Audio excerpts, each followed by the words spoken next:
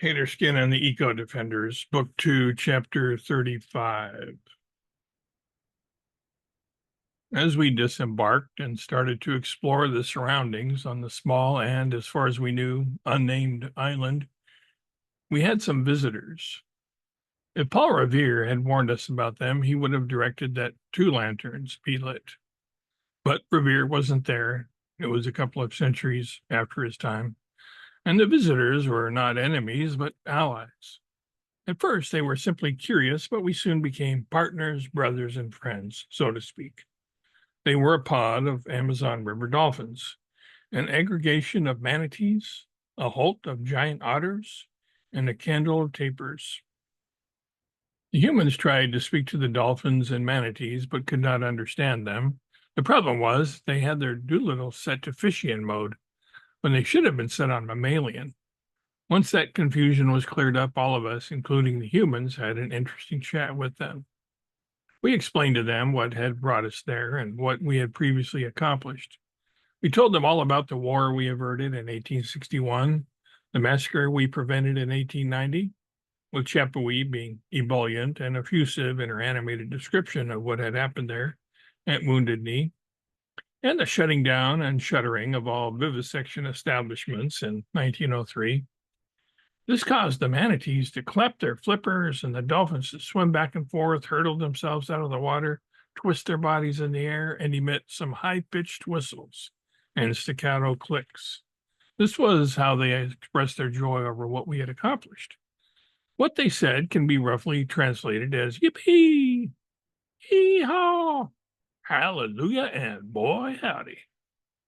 Our recounting of the events from 1911 at the Triangle Shirtwaist Factory were a little anticlimactic at first until we told them about the fire that would have incinerated and smokeified 146 human and untold other souls had we not been there to prevent it from happening. The river dwellers were only back in full celebration mode, though, when we told them about an adventure on our previous campaign when we put an end to poaching in Africa. On hearing the specifics of our exploits in regard to that, more flipper clapping and water splashing was in order, or so thought our new colleagues, at any rate. That brought us down to the present. So why are you here now, here in the Amazon in 1978? I mean, what are you setting out to accomplish? Asked Hugh, the manatee. The world will be greatly endangered if the pollution and deforestation of the Amazon is not halted, Albert replied. Greedy commercial interests have told the world that they will make life better and easier by mechanizing and automating as many things as possible. And to do so, they must strip the earth clean of all its resources. But we've been sold the bill of bads. Life on earth will get worse and finally unsustainable if we don't reverse this trend. The swimming mammals wondered if Albert was a little bonkers. Was it truly that bad? They looked at Ravel and Chapawee, whose gestures and facial expressions indicated dead seriousness and their complete agreement with what Albert had said. We, too, the animal members of the Eco Defenders, let these river animals know that what they were hearing was no exaggeration. We had to act and act quickly. They were then much more amenable to accepting the urgency of the situation, but still wanted to know more. What's deforestation? Boto the dolphin asked.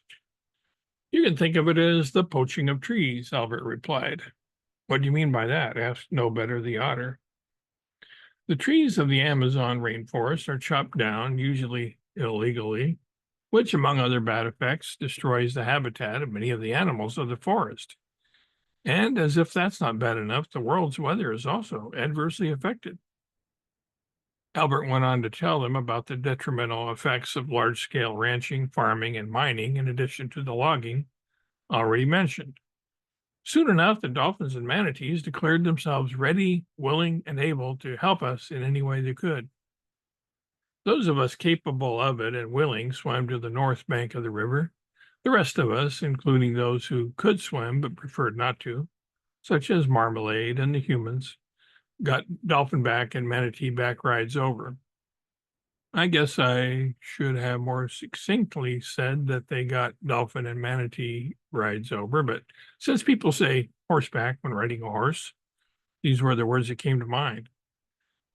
To be more analytical about it, though, the appended back part of those words seems superfluous. For where else on the animal would you write? On their stomach? On their tail? On their head?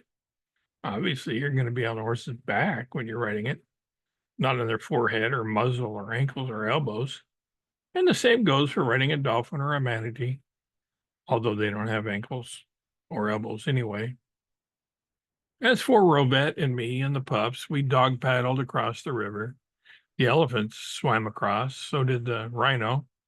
This may surprise you due to their girth, but both types of animals can indeed swim. The elephants, when necessary, use their trunks as snorkels so as to be able to breathe without the necessity of breaching. Hippos love being in the water and can swim as well as anybody. They may look a little ungainly, but they don't drown and they get where they are going, and that's all that really matters, right?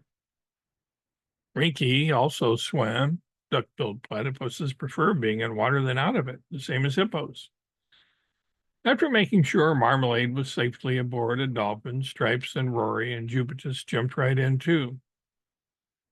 Although they are cats, they are not averse to water as house cats like Marmalade are.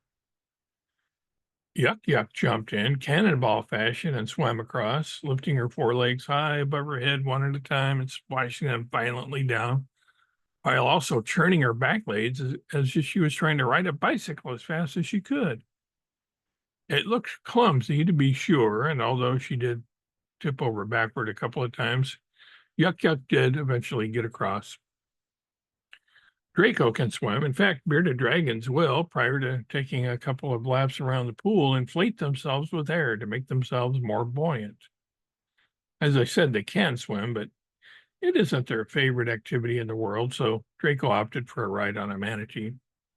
She always preferred getting rides as opposed to walking or swimming anyway. Uga can't swim, so he straddled two manatees, and they ferried him across. And so it was that via either assisted transport or self-propulsion, we all made it safely across the river. Terry and Falcona flew across. Alexis, too. Terry only had to flap her gigantic wings once and then glided to a landing spot smack dab in the middle of the rest of us.